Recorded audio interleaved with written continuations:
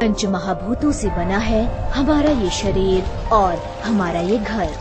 कैसे ये पांच तत्व हमारे जीवन पर प्रभाव डालते हैं, आइए देखें।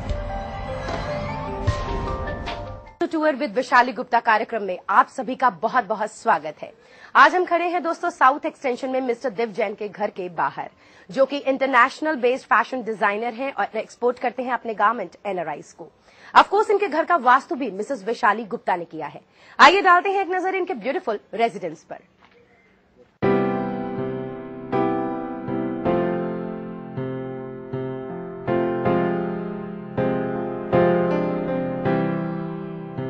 वैशाली जी के सजेशन पे मैंने अपने घर में अपना बेडरूम नॉर्थ वेस्ट में कराया।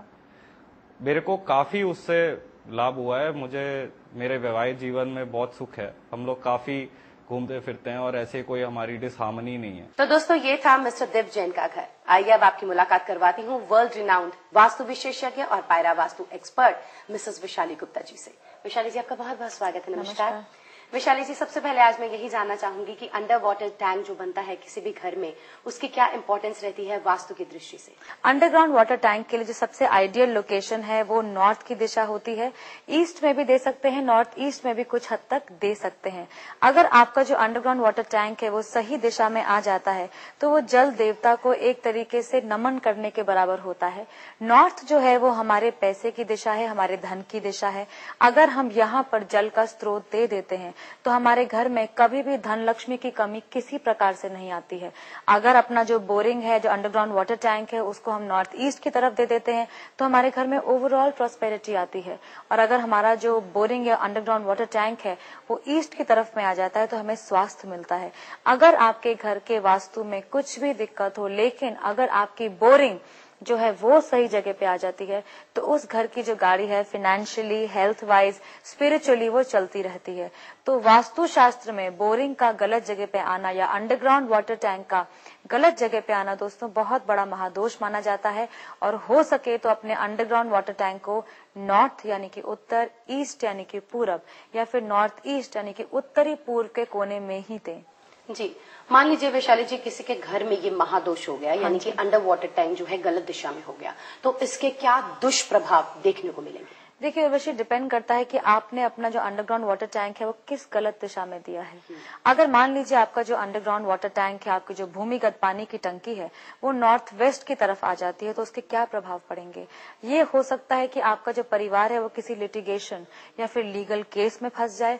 आपके कुछ एनिमिटीज हो सकती हैं, कुछ शत्रुताएं आपकी बढ़ सकती हैं।